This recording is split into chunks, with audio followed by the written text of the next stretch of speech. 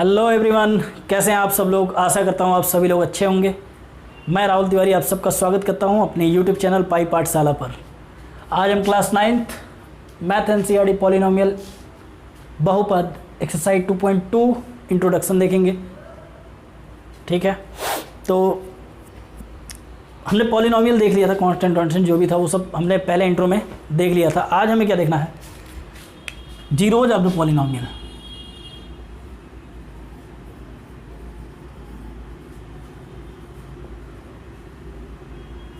Zeros of the polynomial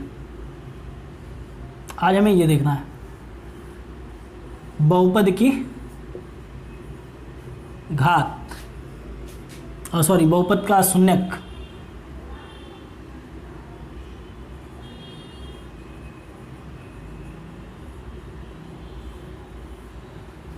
या फिर बहुपदों के शून्यक। इसको ऐसे ही लिख लेते हैं, बहुपदों के जीरोज ऑफ पॉलिनोमियल, बहुपद के शून्यक। ठीक है, तो आज हम लोग जो देखने वाले हैं जीरोज ऑफ पॉलिनोमियल बहुपद के शून्यक। बहुपद के शून्यक यानी जीरोज ऑफ पॉलिनोमियल से मतलब क्या है कि अगर कोई पॉलिनोमियल लिखा है एक्स वेरिएबल का,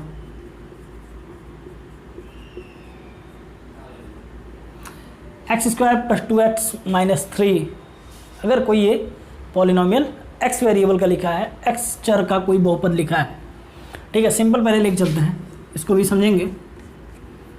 जैसे x + 1 है, ठीक है, तो जीरोज का मतलब हम इसको डिफाइन कर सकते हैं कैसे, वैल्यूज ऑफ वेरिएबल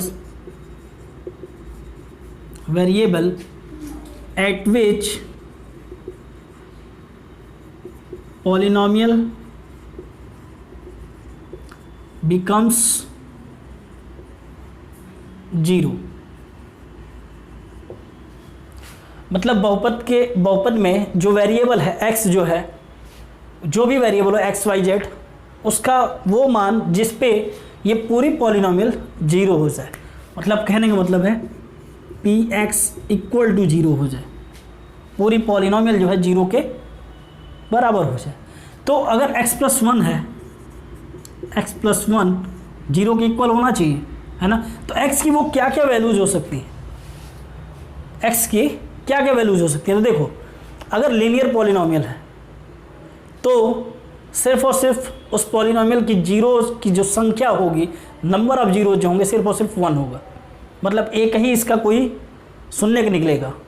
जीरोज इसका कितना होगा, एक कोई होगा, जो भी हो यहाँ से निकल सकता है x = -1। यानी x की वैल्यू अगर हम इस पॉलिनोमियल में -1 रख दें तो ये पूरा जीरो हो जाएगा। कैसे, -1 + 1 = 0।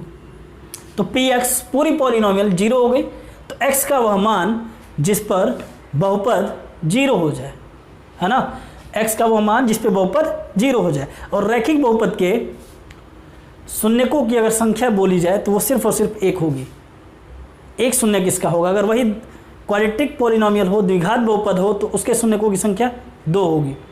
और अगर क्यूबिक पॉलिनोमियल होगा तो उसके शून्यकों की संख्या 3 होगी। यानी नंबर ऑफ जीरोज कितने होंगे, 3 होंगे। ठीक है, ये बात आपको समझ में आ गई कि x की कोई भी वैल्यू जिस पे वो पॉलिनोमियल जीरो हो जाए। ठीक है, ये जीरोज ऑफ पॉलिनोमियल बहुपद के शून्यक थे।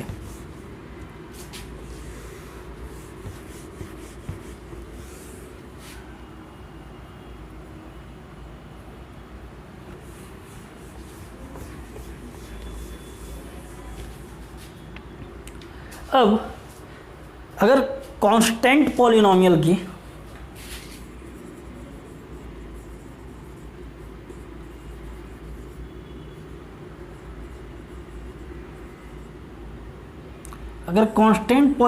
की जीरोस की बात की जाए, तो कांस्टेंट पॉलिनोमियल जैसे मैंने 7 लिख दिया, ठीक है, तो इसके कितने जीरोज हो सकते हैं, x की वो कौन कौन सी वैल्यूज हो सकती हैं जिस पे ये पॉलिनोमियल जीरो हो जाए, है ना। तो देखो 7, तो आपको एक बात मालूम है कि ये अचर बहुपद है और इसकी जो डिग्री ऑफ पॉलिनोमियल है, बहुपद की घात है, वो कितनी है, 0 है। मतलब इसको हम लिख सकते हैं x की पावर 0। अब मुझे x का कोई वो मान बताइए जिस पे ये पूरी वैल्यू 0 हो जाए। x का कोई वो मान, x की क्या वैल्यू होगी, कोई भी वैल्यू बताइए, 0 से लेके इनफाइनाइट तक, माइनस में प्लस में कुछ भी। सॉरी 0 तो नहीं हो सकता ये, क्योंकि 0 की पावर 0 नॉट डिफाइंड है, इसको हम लोग डिफाइंड ही नहीं कर पाएंगे, है ना। तो एक्सेप्ट 0, 0 को छोड़ के जितने भी नंबर्स हैं, कोई भी नंबर आप रख लो। अगर मान लो मैं यहाँ x की वैल्यू 2 ले लूँ तो क्या होगा, 7 इंटू 2 की पावर 0, मतलब 7 इंटू 1 इक्वल टू 7। ये 0 हुआ क्या बहुपद? नहीं हुआ।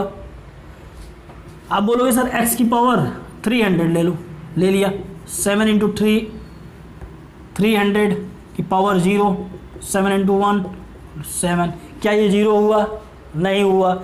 मतलब कि x का कोई भी वैल्यू एक्सेप्ट 0 आप रखोगे कांस्टेंट पॉलिनोमियल में तो वो कभी भी 0 नहीं होगा। मतलब कांस्टेंट पॉलिनोमियल कभी 0 हो ही नहीं सकता, अचर बहुपद कभी शून्य हो ही नहीं सकता, कभी ये 0 के बराबर हो ही नहीं सकता। क्यों? क्योंकि x की कोई भी हम वैल्यू रखेंगे वो हमें 1 दे देगा, क्योंकि किसी भी नंबर के पावर 0 का मतलब 1 है ना। तो ये चीज़ आपको समझ में आ गई, कांस्टेंट पॉलिनोमियल में कभी भी ये डिफाइन नहीं किया जा सकता। x का क्या मान यहाँ रखोगे, कुछ भी रखोगे वो 0 नहीं आएगा। मतलब कांस्टेंट पॉलिनोमियल की जीरोज नहीं फाइंड कर सकते हम। कहने का सीधा सा मतलब ये है कि अचर बहुपद के हम शून्यक नहीं बता सकते। ठीक है, अब देखते हैं जीरो पॉलिनोमियल।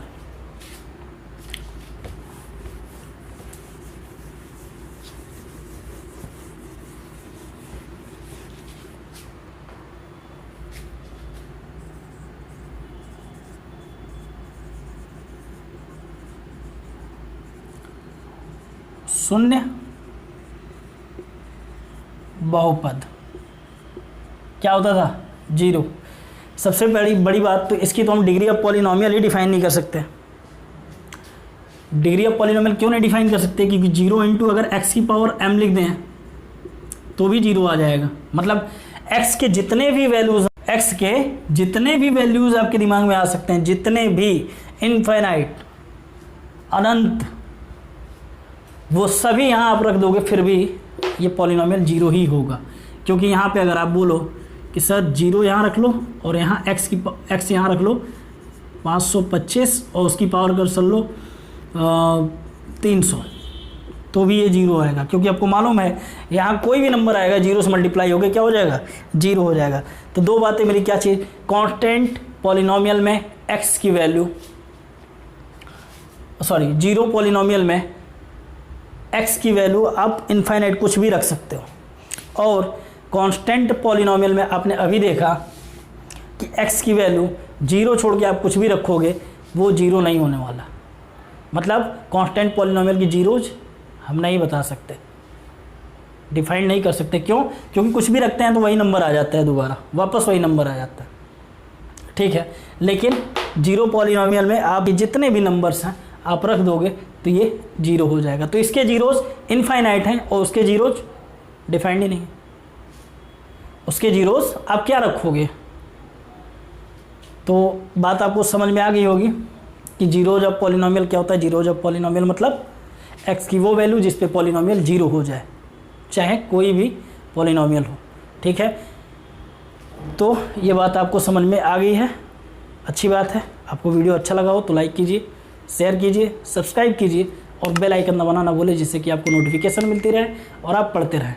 जय हिंद, जय भारत।